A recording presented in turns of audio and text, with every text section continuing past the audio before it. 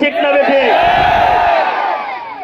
এই জালেমদেরকে দাঁত ভাঙা জবাব দেওয়ার জন্য মুসলমানেরা প্রয়োজন হলে আবারও নানা তলোয়ার নিয়ে জালেমদের বিরুদ্ধে যুদ্ধ ঘোষণা করতে হবে।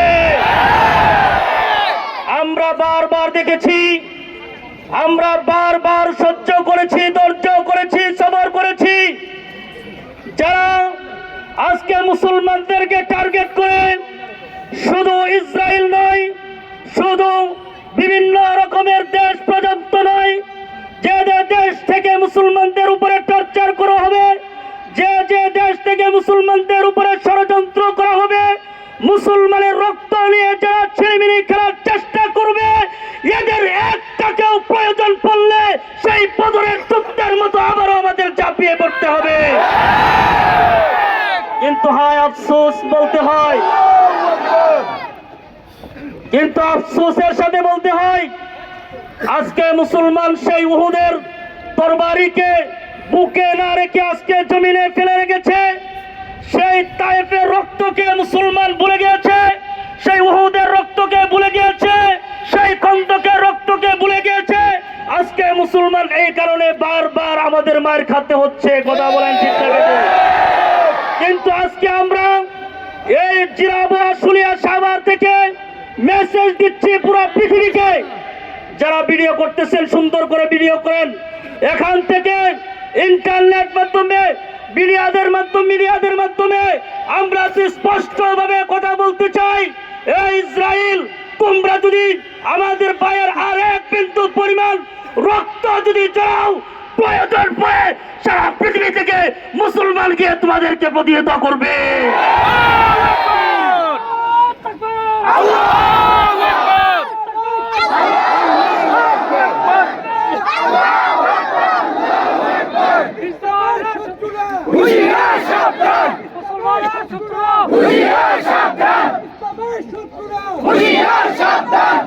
ও মুসলমান, আমি আর একটু ভাবে বলতে চাচ্ছি, সেই ইসরায়েলকে বলতে চাচ্ছি যে ইসরায়েল আজকে আমাদেরকে নরম ভেবে মুসলমানরা মনে করেছে নরম হয়ে গেছে, মুসলমানরা মনে করেছে যে তারা কথা বলতে পারে না, মুসলমানদের হাতিয়ার ফেলে দিয়েছে।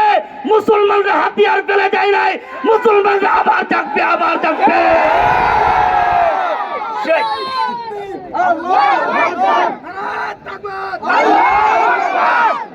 সেই মুসলমান যদি জাগ্রত হয়ে যায়, কাফের মুশরিক বেঈমানেরা যেই রকম বদর থেকে যেতে পারে নাই, উহুদ থেকে যাইতে পারে নাই, সাথে সাথে জাগানি পাওয়া যাবে, ইসরায়েলদেরকে কতল করে জমিনে রক্ত প্রবাহিত করা হবে।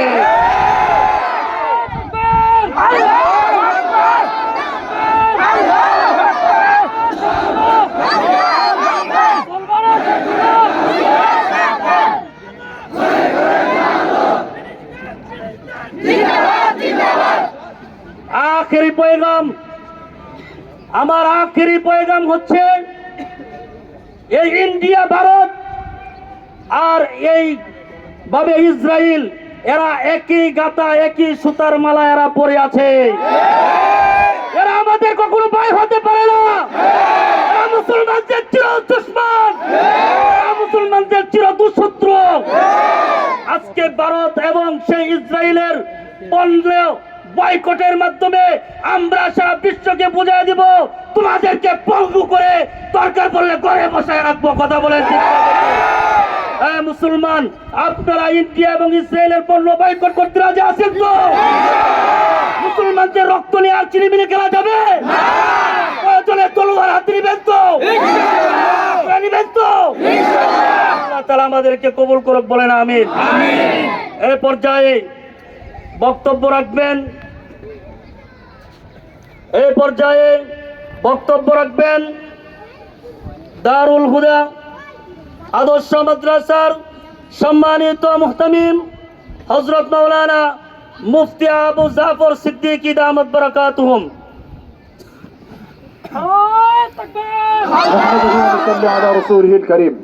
সম্মানিত ভাইয়েরা, যদিও লম্বা-চড়া বক্তব্য দেওয়ার এখন সময় নেই, অনেক ওলামায়ে কেরাম রয়েছেন। আমরা এখানে যারা রয়েছি সবাই অবগত রয়েছি, মুসলমানদের উপরে নির্যাতন যাতে বন্ধ হয় সেই দৃষ্টিকোণ থেকে বাংলাদেশের পক্ষ থেকে আমরা এই জিরাবো গার্মেন্টস শ্রমিক কাফেলার ব্যানারে উপস্থিত হয়েছি যাতে মুসলমানদের উপর নির্যাতন বন্ধ হয়। আমরা যে এখানে উপস্থিত হয়েছি সবাই মুসলিম, এ কথা কি আমরা বিশ্বাস করি? এই দেশটা শুধুমাত্র দাড়িওয়ালা টুপিওয়ালা নয়, এই দেশটা হলো শাহজালালের দেশ। এই দেশের শাহজালাল যখন আজানের ধ্বনি দিয়েছিল, গৌরব ও গোবিন্দর মতন একজন বেঈমান কিন্তু বাংলাদেশ থেকে পালাতে বাধ্য হয়েছিল। শুধু তাই নয়, এই দেশ শাহ মাকদুমের দেশ, শাহ পরানের দেশ, অসংখ্য ওলামায়ে কেরামের দেশ। এই দেশ থেকেই আমরা মেসেজ দিতে চাই, বাংলাদেশের স্বৈর শাসক যেমন করে 16 বছর পর্যন্ত আমাদের উপরে জুলুম, নির্যাতন, অত্যাচার চালিয়ে কোণঠাসা করে রেখেছিল, সামান্য ছাত্ররা প্রস্তাব করে দিয়েছে, স্বৈরাচার কিন্তু ভেঙে গিয়েছে। আজ আমরা ইসরায়েলকে জানাতে চাই, সারা বিশ্বের মুসলিম একত্রিত হয়ে যদি শুধুমাত্র প্রস্তাব করে দেয়, তোমাদের কিন্তু চিহ্ন খুঁজে পাওয়া যাবে না। আজকে ভারতকে বলতে চাই, তোমরা উস্কানি দিয়ে মুসলমানদেরকে হত্যাকাণ্ডের যজ্ঞে মেতে উঠেছ। এই ভারতকে কড়া হুঁশিয়ারি দিয়ে বলতে চাই, ভারত, বাংলাদেশ তোমাদেরকে বয়কট করে দিয়েছে। আমরা দেখেছি বেঙ্গালুরু একটা রাষ্ট্র, বেঙ্গালুরু একটা মার্কেট সম্পূর্ণ শূন্য হয়ে গেছে, যেখানে সম্পূর্ণ বাংলাদেশের লোকজন গিয়ে চলাফেরা করত। আজকে ভারত, আজকে আমেরিকা, দুটা দেশ মিলে মুসলমানদেরকে হত্যাযজ্ঞ কাজে নেমেছে। আমরা এখান থেকে পরিষ্কার ভাবে মেসেজ দিতে চাই, যদি পৃথিবীর কোন প্রান্তে মুসলমানদের উপরে রক্ত ঝরে, সেই রক্তের বিনিময়ে যদি হয়, আমরা আমাদের রক্তকে বিলীন করে দেব। মুসলমানদের সম্মানকে আমরা ভুলণ্ঠিত হতে দেব না। আজ আমরা শুনতে পেয়েছি গত সোমবারে একদিনের আক্রমণে নাকি 400 মুসলিম সন্তান, বাচ্চা, নারীদেরকে হত্যা করা হয়েছে। আমাদের এই শহীদ ভাইদের রক্তকে আমরা বৃথা যেতে দেব না। প্রয়োজনে রক্ত দেব, প্রয়োজনে শহীদ হব, প্রয়োজনে আবার বদরের যুদ্ধের মতন তরবারি হাতে তুলে নিব। মুসলমান ঘুমিয়ে থাকলে চলবে না। আর যাতে পৃথিবীতে কোন স্বৈর শাসক মাথা চারা দিয়ে উঠতে না পারে, তার ব্যবস্থা, তার বদ্ধপরিকর আমাদের সেই সংকল্প বেঁধে নিতে হবে, ঠিক কিনা? আমার ভাইরা, এই জায়গা থেকে পুরো বিশ্বকে জানিয়ে দিতে চাই, মুসলমানদের উপর অত্যাচার আমরা সহ্য করব না। সহ্য করব?